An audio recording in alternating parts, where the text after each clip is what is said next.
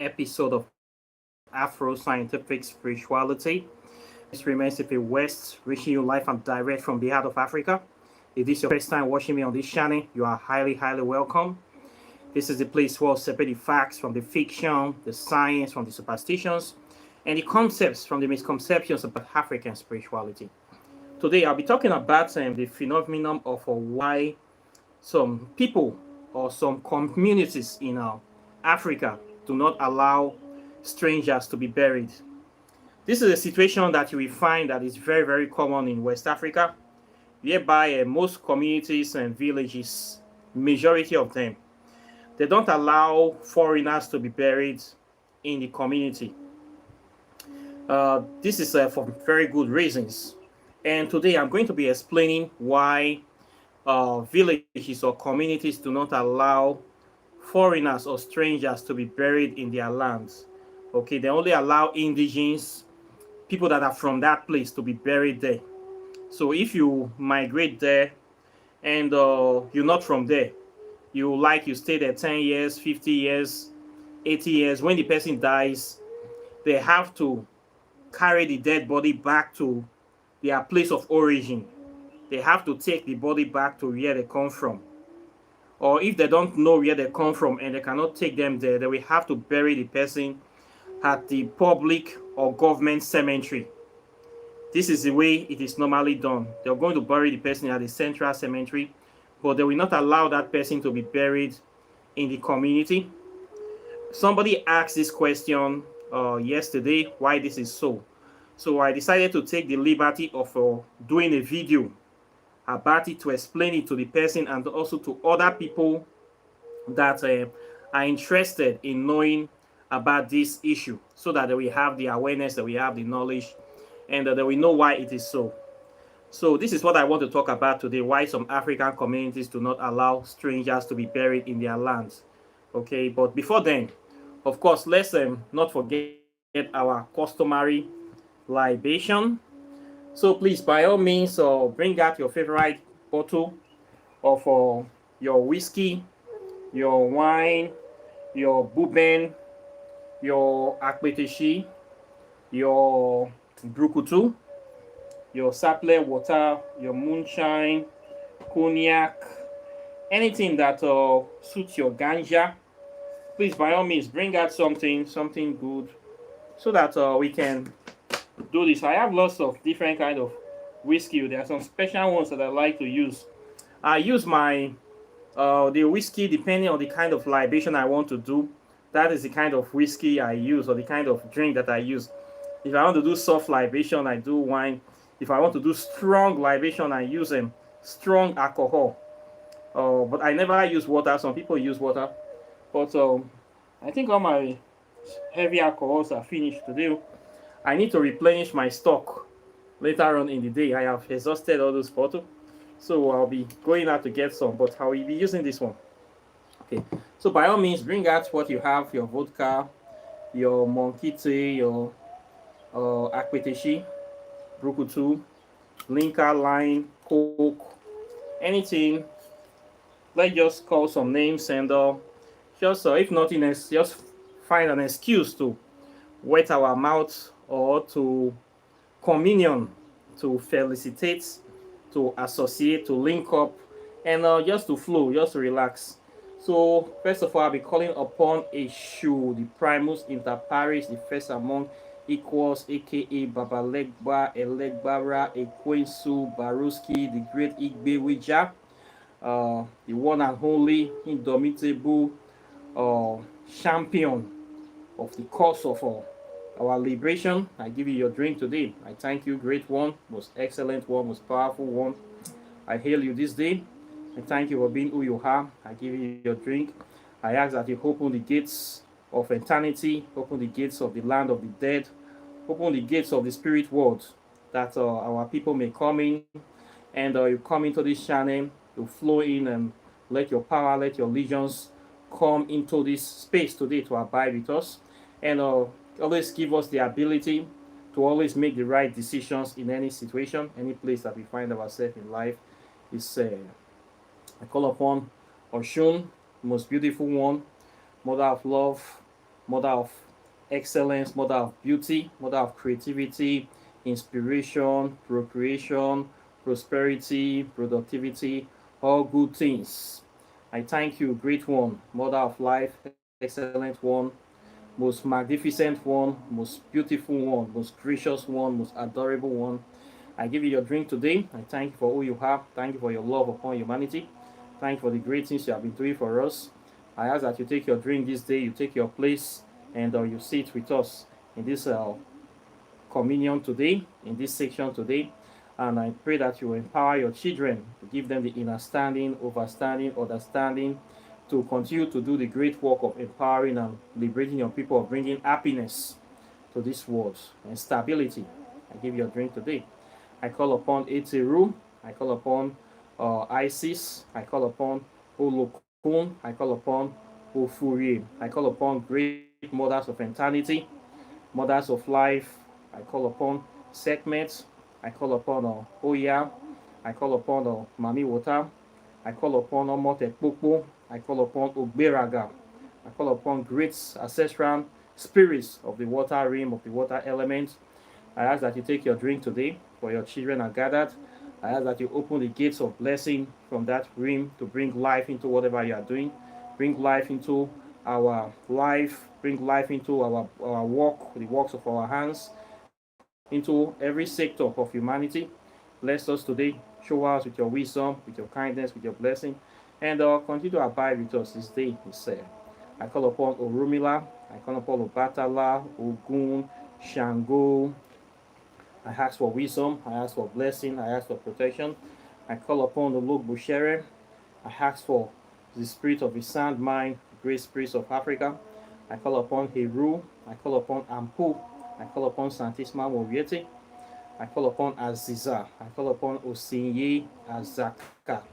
I ask that your spirit come upon this channel today, continue to guide us, empower us, and liberate us this day.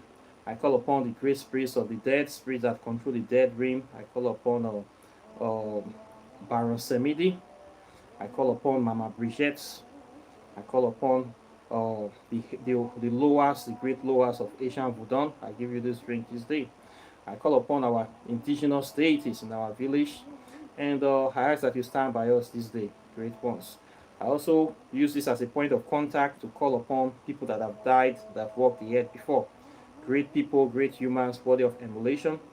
People like Thomas Sankara, people like Nelson Mandela, Muhammad Ali, Marcus Garvey, Michael Jackson, Malcolm X, Sister Francis, Inoko Rashidi, Theophilus Obenga, Kwame Nkrumah, and all great people, great men that are worthy of emulation. I give them this ring today.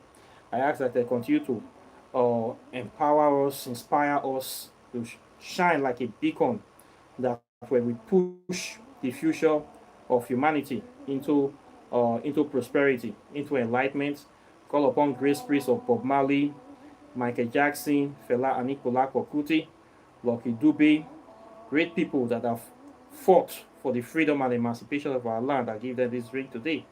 I ask that the Spirit continue to be upon this planet, continue to guide us, nurture us, and continue to propel us till we go into the realm of total freedom and liberation.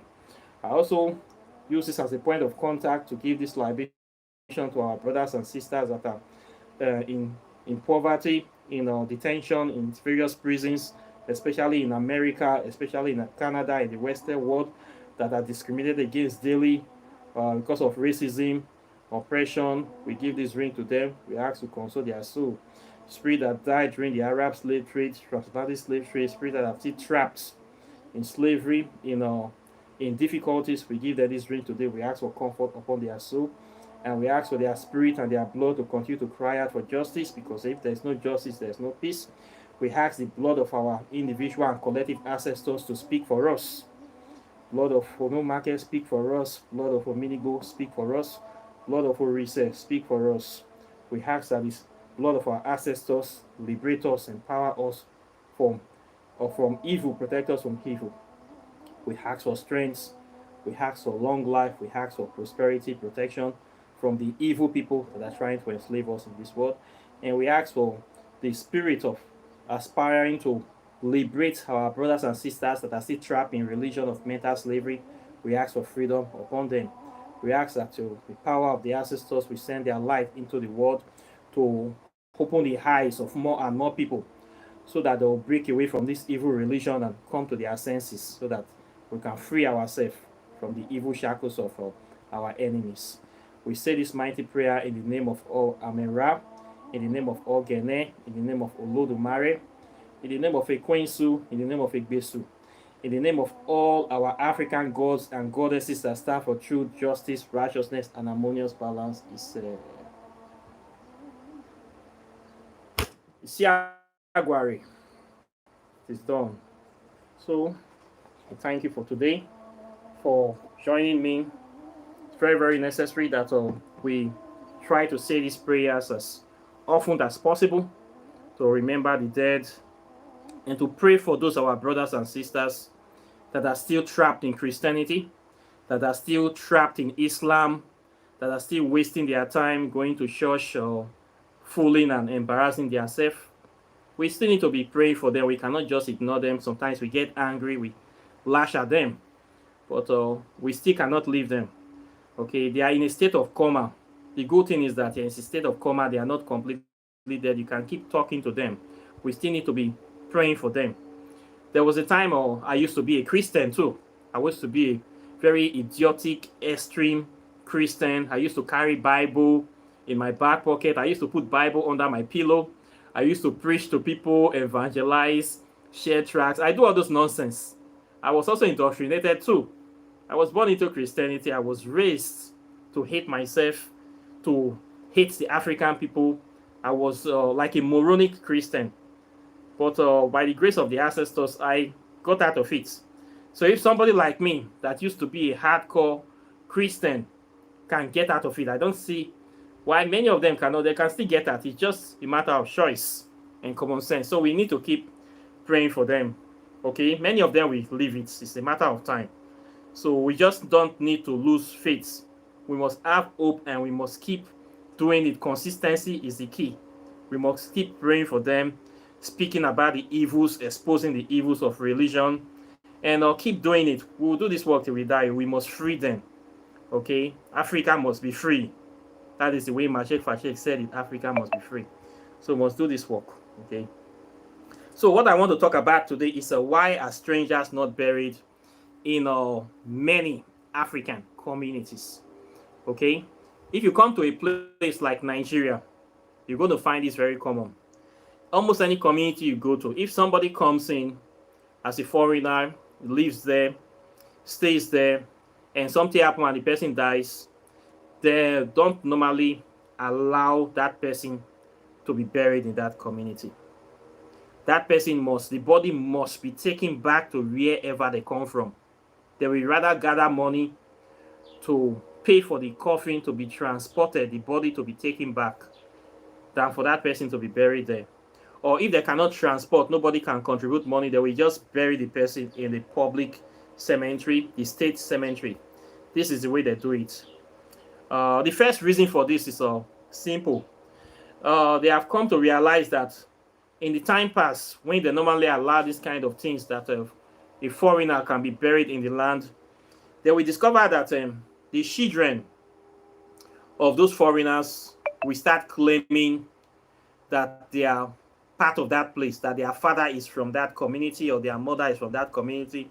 And the main reason that we give is that they were buried in that community.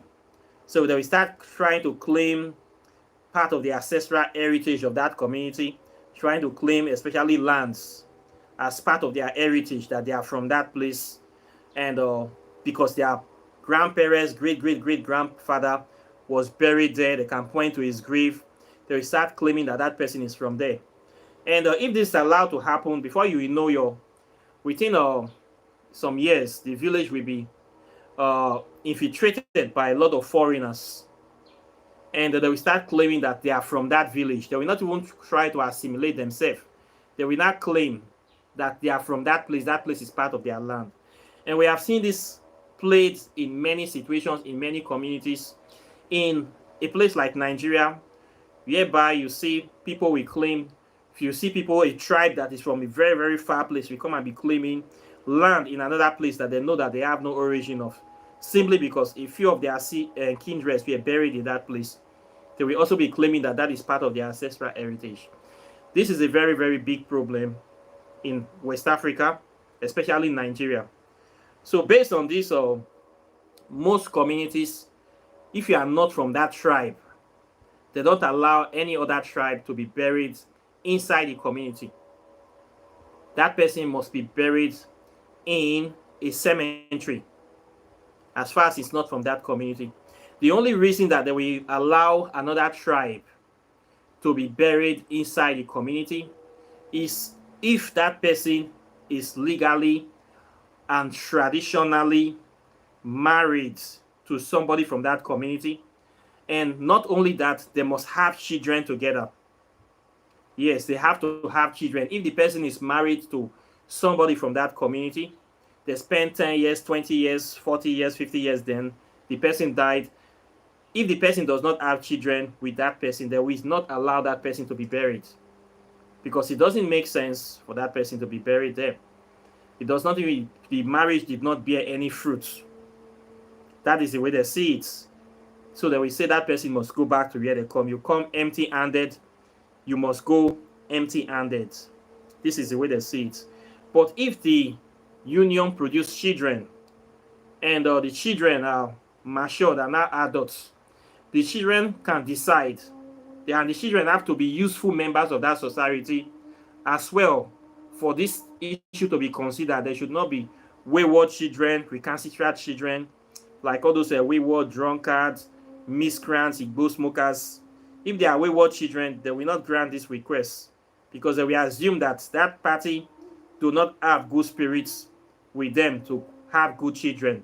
So that body must be taken back. At least in my community, this is the way it is done.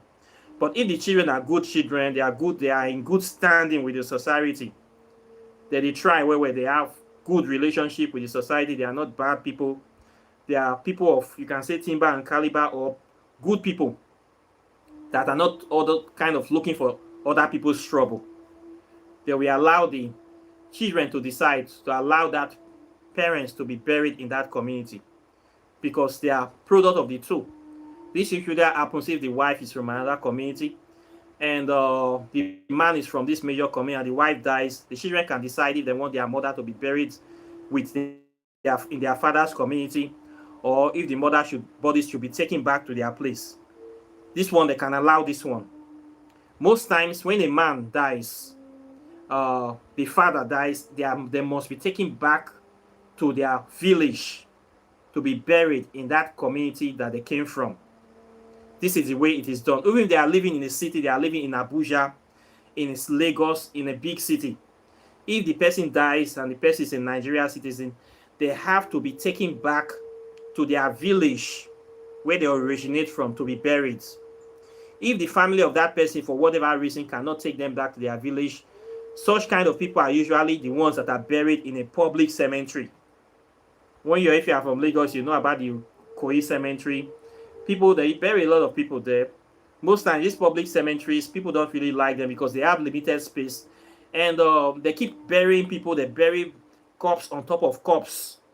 So if they bury your person there, there's a high chance that within 50 years, they are going to bury like 2 more people on top of that very grave. That grave will be lost, and the person will be quickly forgotten because it's a government cemetery, and there's limited space. Even if you pay for space, that grave, you don't know how long, within the next 100 years, that grave is already gone. Even 50 years, 20 years, it's already gone. They have to bury somebody on top of that the same space, put new gravestone. They do things like this, and those graves are usually susceptible to robberies. Most of the time, the people that bury these people, if they see the person is decorated, they go back to rob the grave. If they bury them with gold wash and jewelry, they come to see all these things. Then when they have buried the person, they go in the night time to open the grave and take all those jewelries. There's a lot of grave robbery going on in public cemeteries. Okay, c'est menace. So a lot of people don't like their close family, their loved ones to be buried in public cemeteries. Okay, If you really love your person and you respect the person, the the last honor you can give them is to bury them in their village where they came from. And most times the way we do it, they normally build a house for them. They will build a house for the grave, and they will bury the person either inside that house or outside the house. This is the way we do it in Nigeria. If your father dies, for instance, before you must bury your father, if he doesn't have a house in the village, a house must be built for him. This is the last honor and respect. And building that house in the village is sort of a way of developing that village. Because most of the villages we have, they are like hamlets. Most of them are underdeveloped. People don't really think it is important to build a house in the village because they think that that house does not have value. So most people usually build houses in the cities first before they build a house in the village. So they don't see the importance of building a house in the village because they feel that if I spend so much money, I build a house in the village, I cannot rent it, I cannot use it to do business.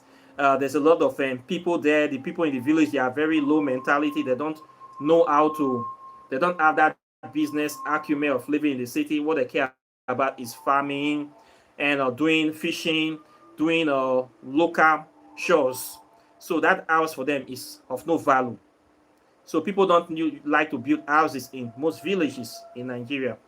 So when they die and they want to be buried, the villagers will first tell them that you must build a house before you bury that person. That is why you see the children run around, try to get money to build a house, then so I can bury their father, their mother.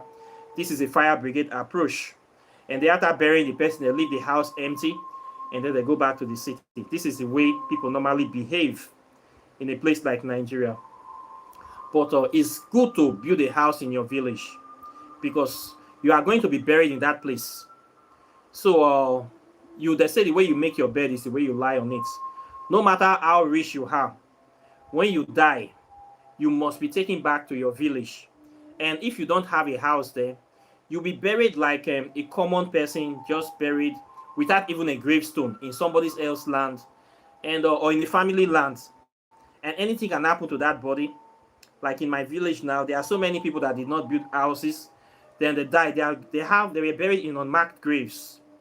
This is the way they treat such people because you didn't value the importance of having your own house in your village. So when you die, they bury you in an unmarked grave, and people quickly forget about you.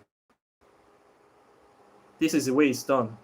So if you don't want somebody to forget about you, it's important that you build a house in your village because that is what we call your country home. That is the place that you are going to be laid to rest, your final resting place when you die. So it doesn't matter if you have 20 houses in the city. If that person dies, he must be buried in his village. And if he doesn't have a house in his village, he will be buried like a common local person that have no value. This is the way village people see these kind of things. And this is the way people will see you. Okay. So when a person dies and is a stranger, if the person does not have children, they are usually taken back to wherever they come from. Or if they cannot take them back due to distance issues, they bury them in a public cemetery. This is the way it is done. They bury you in a public cemetery. Okay. The only way they're going to allow this is if you have children and your children are good standing, they are well to do. They are not wayward children. That is the only way they are going to allow a stranger to be buried inside the community. Then the second reason why they don't allow this is a spiritual reason. The second major reason why most villages and communities don't allow a stranger to be buried is a spiritual reason.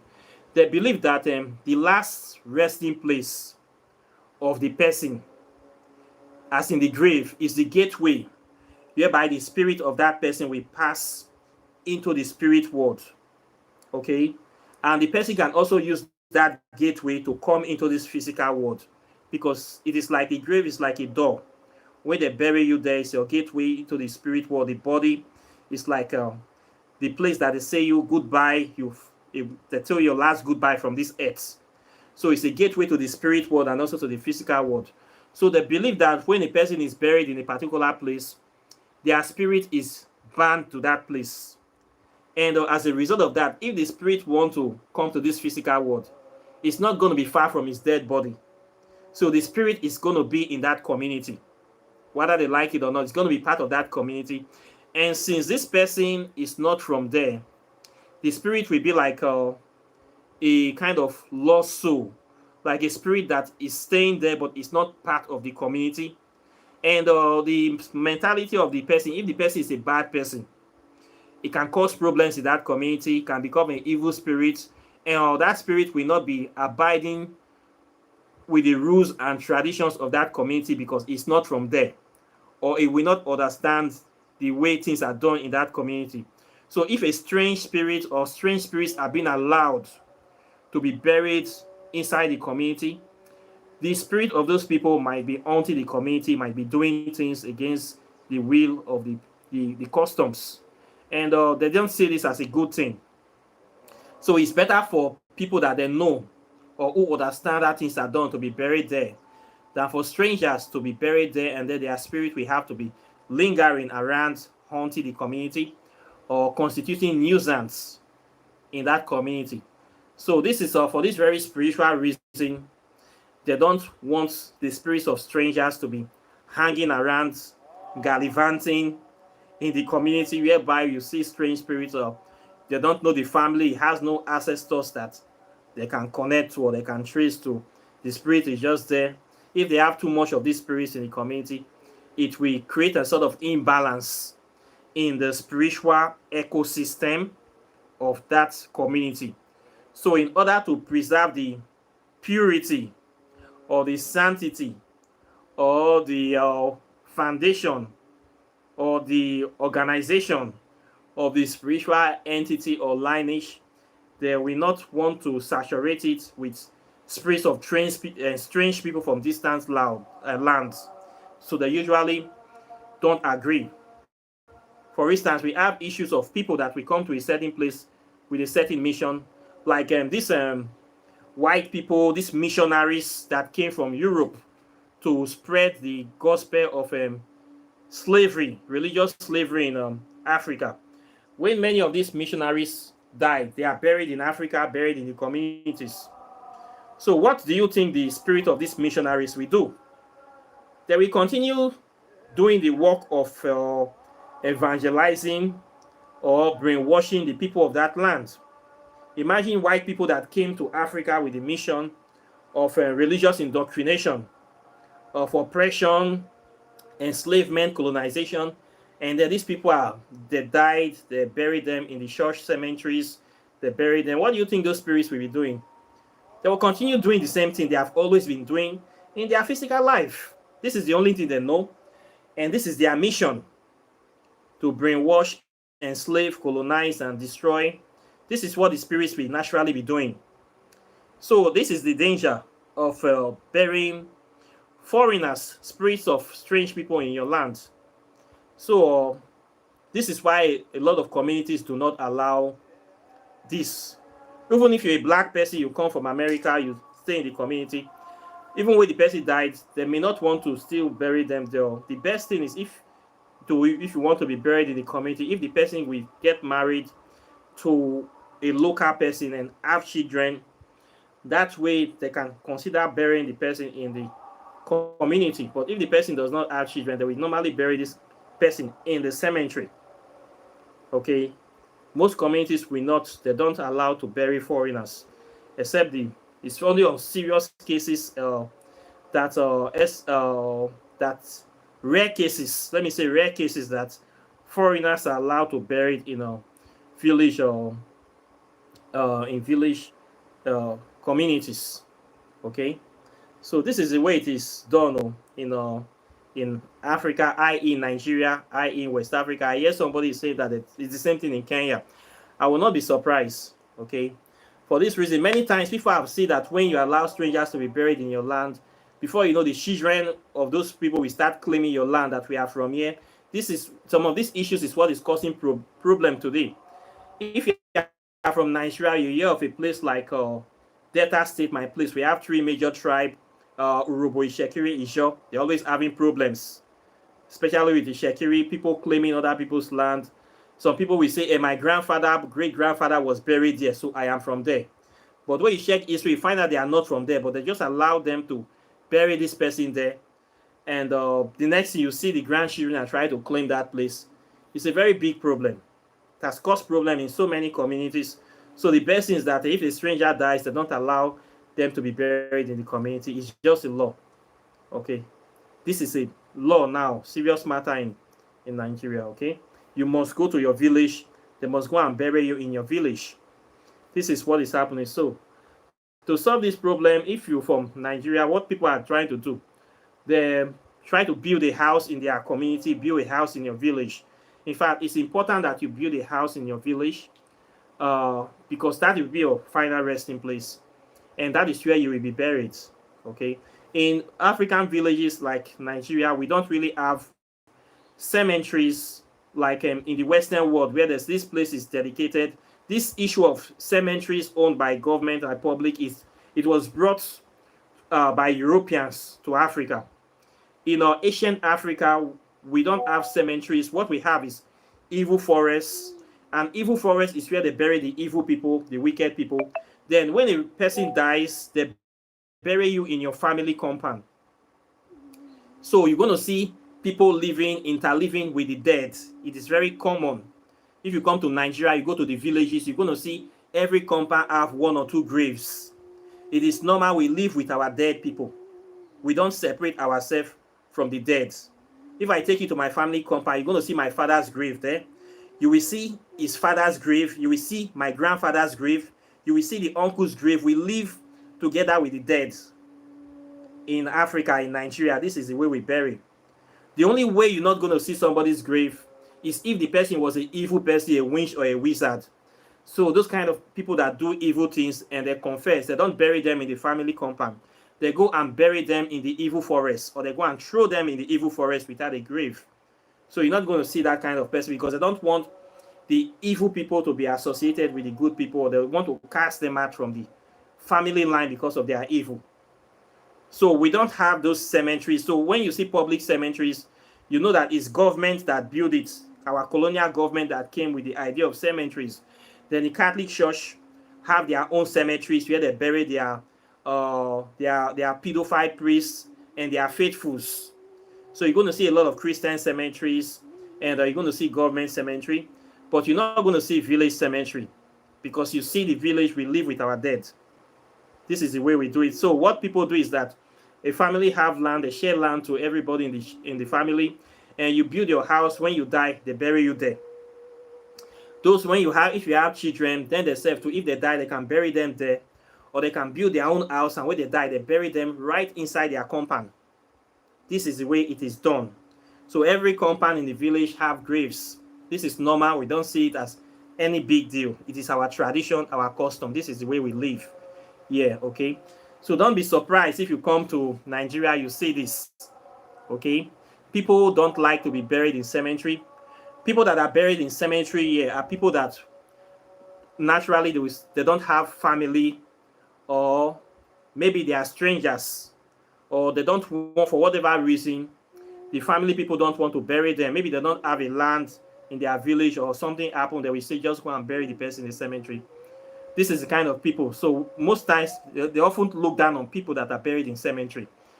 They look them like people that don't have family members, or people that are strangers, or people that are lost, or people that nobody really cared about them. They did not do anything of benefit or renowned for their community or their family. That's why they were buried in a public cemetery. This is the way we look at them, to be honest. This is the way people look at them. But if the person really did something, they will not bury you with a cemetery. They must bury that person in his village. This is the highest respect you can give to a dead relative. You must bury them in their village where they come from, and you must build a house for them. Even if it's one room, you must build this for them. This is the highest honor you can give to your parents, your father, your mother, or a close relative. Bury them in their village, build a little house for them, a little shade, give them a gravestone, and you have done your bit. So this is the way it is done. I hope that I've been able to answer this question for the benefit of uh, the questionnaire and other people that are interested in these subjects. Okay, so I thank you very much for this section, people that have joined me today. Questions and comments are welcome. Please like and share this video. Subscribe to the channel. Hit the notification bell close to the subscribe button so you'll be the first to get my videos as soon as I release them. Then, of course, if you have not gotten my book, I will still talk about this book. For those people that want to make contact with African deities, especially the Kemetic deities, this is the handbook that you need. This book is called The Whispers of Amente, Pathways to Ascension. This is a spirit book that will give you instructions on how to make contact, direct contact with the deities. These are deities of transformation, of empowerment, enlightenment. They are our African ancestors. They are not evil spirits. So you do not have to be afraid of them. Okay, they are here to enlighten us, to liberate us, to empower us. So you need to connect with them. If you are looking for that knowledge, I have been able to codify it in this book, and I have presented it to you here. You're going to know a lot of things just by reading the book alone. It will open pathways into the spirit world, and then they start whispering to you and telling you things that you do. Okay, for those people that want to make contact with African deities, this is the book that you need. You don't need a middleman. You don't need me. You don't need to waste money to travel to Africa to learn this knowledge. The knowledge is available right here in front of you. The book is just $100, okay, plus postage, $150. You have it and you are on your way. A lot of book and stuff is here. I even put in 50 spells that will help you for many things, many sickness and illnesses. I backed it up. You're going to learn a lot of things here, and that will empower you, that will transform you, that will take you to the next level. Doesn't matter if you are new build or you are advanced. This book is needed, and it's right on time. So please get your copy now. Do not delay. Delay is dangerous. Empower yourself now and start doing the things you are supposed to do. Become your greatest version. Do not waste time. Then if you want to know how to do spells, over 200 spells are here. This is Walking in the Shadow of the Gods. Okay, powerful book that will increase your capacity in a small way. You will learn how to do things. You will learn the secret of herbs, how to mix herb, how to mix compounds, and you will get direct results. Okay, this is a DIY, do it yourself approach. It will help you in a small way. It's just $100 plus postage, $50. You have this knowledge, over 200 spells inside your brain. Okay, empowering. So please try to get it. Then if you want to know about quantum physics, the interrelationship between modern science and African spirituality, this is the book. Both of them are talking about the same thing. African spirituality is not evil. It is advanced science, the most advanced science in the world. It talks about the science of studying the tiniest particles, the invisible particles of nature, things you cannot see with the naked eyes. This is the study of African spirituality. Quantum physics is the same thing, the most advanced science in the world. So do not play with your African spirituality. Take it seriously. Anybody that is telling you it is fetish, it is demonic, that person is your enemy. That person don't want you to know. That person don't want you to empower yourself. That person is an enemy of Africa. Who told you African spirituality is evil? African spirituality is the origin and foundation of all the science in the world. So do not play with it. Study it, practice it. It is the only thing that will liberate you from mental slavery, from economic slavery, from colonialism, from religion. This is where the key to our freedom lies. This is why it is often attacked, that is demonic, it is evil, it is this, it is that. They want to get us to hate our spirituality, to hate ourselves, they want us to destroy ourselves with our own hands. But you have to reject this, because these people, they are evil people. They don't want anything good for African people. So if they are getting you to hate yourself, to hate your spirituality, they have succeeded. While they are practicing their own, they are the ones that are killing people, enslaving people, destroying countries, raiding countries, stealing natural resources, stealing oil. The same evil people that brought the Christian religion to you. They are the ones that came to enslave Africa. They are the ones that started transatlantic slave trade. They are the one that is invading other countries, invading Afghanistan, invading Libya, invading Syria. Now they are going into Russia. The same people that gave you the Christian religion. They are the ones that brought World Bank and IMF to enslave Africa. They are the ones that will not give you free visa to their country, but is giving you free Bible to heaven. The same people that brought that religion, they are the ones that are killing you every day. They are the ones that are creating, using racism and discrimination to enslave you, to put your people in prisons. The same people that gave you that religion, they are the ones that refuse, that hide your history from you, that hide your science from you, that will use every language to translate the Bible, but they will not use your African language to translate their science textbook. The same people that want to share heaven with you, but they can't even share this earth with you. They can't even share any good thing with you. You have to pay for everything through your nose. So you have to use your common sense to ask, why are these people speaking against African spirituality? Why are these people using religion to blindfold us? You have to see these pastors as they are working for them. You have to see them as your enemies. You need to say the thing that they don't want me to know. That is the thing I must know. That is the thing I must study. Why are these people doing everything to make sure that I don't discover the truth about Africa? Why are these people hiding my history? Why are these people always at our neck, pushing their religion at our faces, telling us that we should believe in the same entity that is here to enslave us? You need to ask all these fundamental questions, and you need to read, and you need to free your mind. Only you can free your mind. Bob Marley said that we should emancipate ourselves from mental slavery. None but ourselves can free our minds. We should have no fear of atomic energy. Do not be afraid of death. Do not afraid. They cannot stop the time. They cannot stop the clock. So empower yourself today. Stop wasting time. Okay, we have a lot of work to do, and the clock is ticking. Okay, very soon we will become ancestors to other people, children, to the next generation. What are we going to tell them? What is the legacy? When they mention your name tomorrow, when you are gone, what they will talk? What are they going to say about you? Are they going to say that he died as a Christian, he died as a slave? Or are they going to say that he stood against the grain and he stand for something? If you don't stand for something, you will fall for anything. So please empower yourself today. Get these books and take your study seriously. If you also want to learn African spirituality, I teach it. My website is River of Knowledge. You can contact me. I have a 6-month program where I will teach you a lot of things, a lot of spell working. I will empower you with so many knowledge, so many things that will boost your capacity in no small way. That one I charge $600, $100 a month. It's not free. You need to invest in African spirituality. I also sell items, herbs, soaps, leaves, all sort of things, meditation bead, anything that will help you in your spiritual growth and progression.